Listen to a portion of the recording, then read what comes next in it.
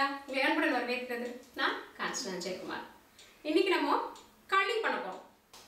நம்ம வீடுகளில் ஆருத்ரா தரிசனம் இல்லை திருவாதிரை அப்படின்ற ஒரு பண்டிகையை நினைச்சாலே உள்ளமும் உடம்பும் சந்தோஷமா கொண்டாடுறது களியை சாப்பிட்டு தான். இது சிவபெருமானுக்கு மட்டும் பிரசாதமா நம்ம அர்ப்பணிக்கிறது இல்லைங்க, நம்மளும் சந்தோஷமா சாப்பிட்டு மகிழ்கிறோம். அப்படிப்பட்ட களிக்கு தேவையான பொருட்களையும் செய்முறையும் பார்க்கலாம். 1 கப் பச்சை அரிசி, 1/4 கப் வெல்லம், 1/4 கப் காராமணி பயறு, 2 மேஜைக்கரண்டி துருவின தேங்காய் அல்லது டெசிகேட்டட் கோகோனட், 1 மேஜைக்கரண்டி முந்திரி, உடைத்த முந்திரி, 1/2 தேக்கரண்டி ஏலக்காய் பொடி, 2 மேஜைக்கரண்டி நெய், 3லேருந்து 4 டம்ளர் தண்ணி. சுலபமான செய்முறையை பார்க்க போகிறோம். இப்போ இந்த 1 கப் அரிசியை மைக்ரோவேவுக்குள்ளே வைக்க போகிற தட்டு இது மாதிரி தட்டு இல்லாட்டியும் கண்ணாடி தட்டு, பீங்கான் தட்டு உள்ளே வைக்கக்கூடிய தட்டு எதுவாக இருந்தாலும் அதில் உங்களுடைய 1 கப் அரிசியை கொட்டிடுறீங்க. கொட்டி நல்லா இப்படி பரப்பி விட்டு 3 நிமிடம் மைக்ரோவேவில் வைக்க போகிறேன். வச்சதுக்கப்புறம் நானே எடுத்து பார்த்துட்டு இன்னும் கொஞ்சம் நேரம் வேணும்னா கூட வச்சுப்பேன். அதே மாதிரி நீங்களும் எடுத்து பாருங்கள். நான் பொரிஞ்ச அரிசி, வறுத்த அரிசி எப்படி இருக்கும்னு உங்களுக்கு காமிக்கிறேன். காமிச்சதுக்கப்புறம் அந்த கலருக்கு ஏற்ற மாதிரி உங்கள் மைக்ரோவேவ்லையும் பண்ணலாம். இல்லை எனக்கு மைக்ரோவேவ் வேண்டாம், நான் கிளறி தான் பண்ணுவேன்னு நினச்சிங்கன்னா தாராளமாக உங்களுடைய பேன் எடுத்து அடுப்பு மேலே வச்சு இப்படியே கைவிடாமல் கிளறி அந்த வறுத்த பக்குவத்துக்கு கொண்டு வந்துடுங்க. இப்போ நம்ம மைக்ரோவேவில் எப்படி ஆயிருக்குன்னு பார்க்கலாம். இங்கே பாருங்கள், 3 நிமிஷத்துக்கு அப்புறம் நான் பார்த்தேன், அதில் கலர் மாறவே இல்லை. அதனால திரும்பவும் இன்னொரு 2 நிமிஷத்துக்கு வச்சேன். நல்லா கலர் மாறிடுச்சு. தெரியுதுங்களா? இதுதான் நம்மளுக்கு தேவையான கலர். இதை நீங்கள் சட்டியில் போட்டு அடுப்பில் வச்சு வறுத்தாலும் சரி, இல்லை மைக்ரோவேவில் இது மாதிரி வச்சு கை வெட்டாமல் வறுத்தீங்கனாலும் சரி, களிக்கு தேவையான கலர் இதுதான். அரிசி வறுத்துட்டோம். அதுக்கு முன்னாடி என்ன பண்ணணும்னா, 2 மணி நேரத்துக்கு முன்னாடி நீங்கள் இந்த காராமணி பயிரை நல்லா ஒரு வெதுவெதுப்பான தண்ணியில் ஊற வச்சிங்கன்னா ரெட்டிப்பு மடங்கு சைஸ்க்கு இது பெருசாயிடும். அப்படி காராமணி உபயோகிக்க உங்களுக்கு பிடிக்கல, ஒரு காராமணி கிடைக்கல அப்படின்னா நீங்கள் சிறுபருப்பு உபயோகப்படுத்திக்கலாம். இல்லை பச்சை பயிர் கிடச்சதுன்னா அதையும் உபயோகப்படுத்திக்கலாம். ஏன்னா இது சுவையையும் இதையும் நல்லா கூட்டும். அதனால இது நம்ம வந்து உபயோகிக்கிறோம். இப்போ அடுத்த ஸ்டெப் என்னன்னு பார்க்கலாங்க. நான் சொன்ன அளவான வெல்லத்தை இந்த மாதிரி மைக்ரோவேவபிள் கண்ணாடி பாத்திரத்துக்கு நான் போடுறேன். நீங்கள் நல்லா கவனம் வச்சுக்கோங்க, மைக்ரோவேவ்க்குள்ளே வைக்கிற பாத்திரங்களை மட்டுமே இதுக்கு உபயோகப்படுத்தணும். இல்லை நீங்கள் எப்போதும் போல் நம்மளுடைய பாத்திரத்தில் போட்டு அடுப்பில் வச்சிடலாம். இது ஒன்றும் பண்ண போகிறதில்ல, பாகு வெல்லம் எதுவும் எடுக்க போகிறதில்ல, பாகு எடுக்க போகிறதில்ல. கரையை விட்டு இதில் இருக்கிற அசுத்தங்களை வடிகட்ட போகிறோம். அதனால இது ஒரு 2 நிமிஷத்துக்கு பண்ண போகிறோம். வெளிநாட்டில் வந்து பொடிச்ச வெல்லமாகவே கிடைக்குது, நம்ம நாட்டில் கட்டியாக கிடைக்கும். அதை பொடிச்சு தூள் பண்ணி சொன்ன அளவை எடுத்துக்கோங்க. எடுத்து 2 நிமிஷம் மைக்ரோவேவில் வைக்கலாம். வெல்லம் 2 நிமிஷத்துக்கு அப்புறம் எப்படி இருக்குதுன்னு பாருங்கள். இது பொடி போட்டதுனால என்ன ஆயிடுச்சு, நல்லா கரைஞ்சிருச்சு. பொடியாக இல்லைன்னா கரையிறது கொஞ்சம் நேரம் ஆகும். நீங்கள் ஆனால் இப்படி பண்ணி கரைய வச்சிடலாம். சூடாக இருக்கும்போதே நம்ம என்ன பண்ணலாம், நம்ம களி கலர போகிற பாத்திரத்துக்கு இதை மாற்ற போகிறோம். நான் இதில் பண்ண போகிறேன் களியை. இப்போ நம்ம இந்த பாத்திரத்தில் நெய் எடுத்து நல்லா தடவுறோம். அடியில் நெய் தடவிடுங்க. ஏன்னா களியை இதில் கிளற போகிறோம். கிளறும் போது அடி பிடிச்சிடக்கூடாதுன்றதுக்காக நெய் தடவிட்டு நம்ம கரைச்சி வச்சிருக்கிற வெல்லம் இருக்குறீங்களா, அந்த வெல்லத்தை எடுத்து வடிகட்டுறேன். அதுக்கு சாதாரண ஒரு நம்மளுடைய உபயோகத்தில் இருக்கிற ஒரு ரெகுலரான வடிகட்டியில் வடிகட்டிட்டேன். இதில் சிறு தும்பு மற்றும் அழுக்கு ஏதாவது இருந்துச்சுன்னா கல் இருந்தால் வந்துடும். இப்போ நம்ம வறுத்த அரிசியை மிக்சர் ஜாருக்கு போட்டுடுறோம். போட்டுட்டு இதை ஒரு பொடி ஆக்கிக்காமல், அதாவது மாவு மாதிரி ஆக்கிக்காமல் பொடி ரவைக்கு பக்கத்தில் அந்த மாதிரி இதை மிக்சியில் வந்து பொடிச்சு எடுத்துக்கலாம். பாருங்கள், நம்மளுக்கு மிக்சியில் அரைஞ்சா எப்படி இருக்குன்னு ஒரு நிமிஷம் தான் சுற்றினேன். நல்லா பொடி ஆயிடுச்சு.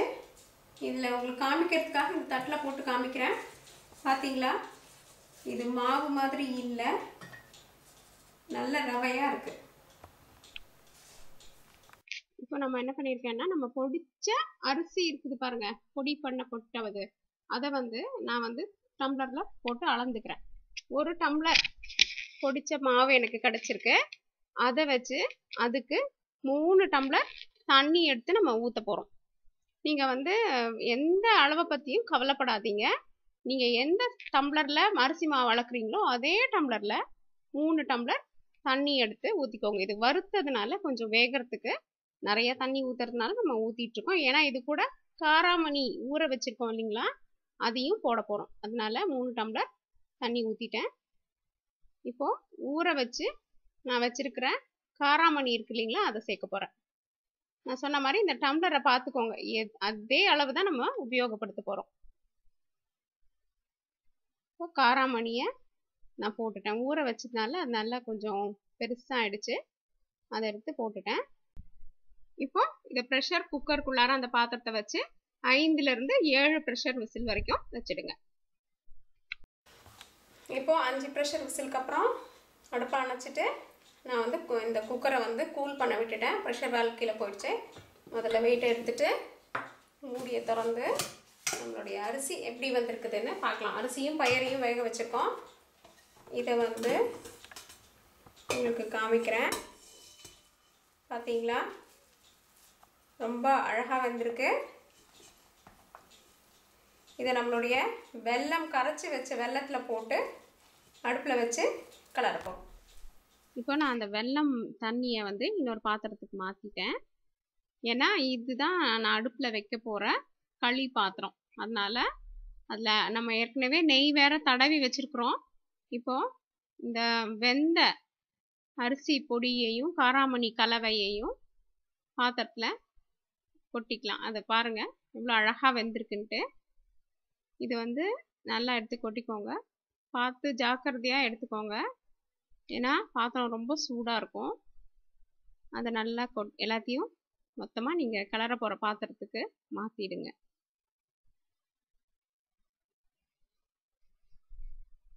இதில் இந்த கட்டிகள் எதுவுமே இல்லாமல் தட்டி தட்டி லேசாக விட்டுருங்க. இப்போ மெதுவாக இந்த வடிகட்டின வெள்ளை கரைச்சலை இது கூட ஊற்றுறோம். வெந்த அரிசி கலவை கூட ஊற்றுறோம். கட்டி வராமல் கிளறி விட்டுட்டே இருங்க. இப்போ பார்த்தீங்களா, நம்மளுக்குல வந்து கட்டி தட்டவே இல்லை, அழகாக இருக்குது நம்மளோட களி. இதை வந்து லேசாக பார்த்தீங்கன்னா நல்லா தெரியுதுங்களா, அவ்வளோதான். ரொம்ப சுலபமான முறைங்க இது. இதை வந்து இப்போ அடுப்பில் சரியாக 5 நிமிஷம் பாருங்கள், கட்டிகள் இல்லாத நம்ம களி திரண்டு வந்துடுச்சு. இதில் தேங்காய் பூ, ஏலப்பொடி எல்லாத்தையும் கலந்துட்டு நான் சொன்ன அளவான நெய்யையும் எடுத்து ஊற்றிடுங்க. நல்லா இதில் பாதி நெய், இதில் மீதி நெய் வந்து நம்ம வந்து முந்திரி பருப்பு தாளிக்கிறதுக்காக உபயோகப்படுத்துவோம்.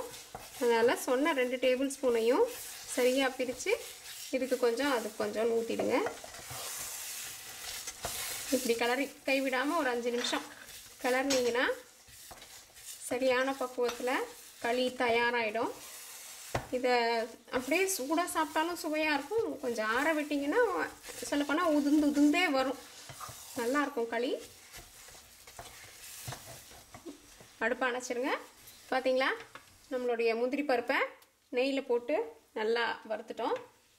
ஒரு தேக்கரண்டி நெய் ஊற்றி இந்த முந்திரி பருப்பெல்லாம் ஒரு லேசான நிறம் மாற்றத்துக்கு உள்ளாக்கி ஒரு ப்ரௌன் கலர் கொண்டு வந்து இது நம்ம களியில் சேர்க்க போகிறோம். நண்பர்களே, நம்ம திருவாதிரை களி ஆருத்ரா தரிசனம் களி தயாராகி சிவனுக்கு அர்ப்பணித்து தென்னாடுடைய சிவனையை போற்றி என் நாட்டவர்க்கும் விரைவா போற்றின்னு சொல்லி உலக மக்கள் யாவரும் அமைதியுடனும் சந்தோஷத்துடனும் வாழ பிரார்த்தனை செய்வோம்.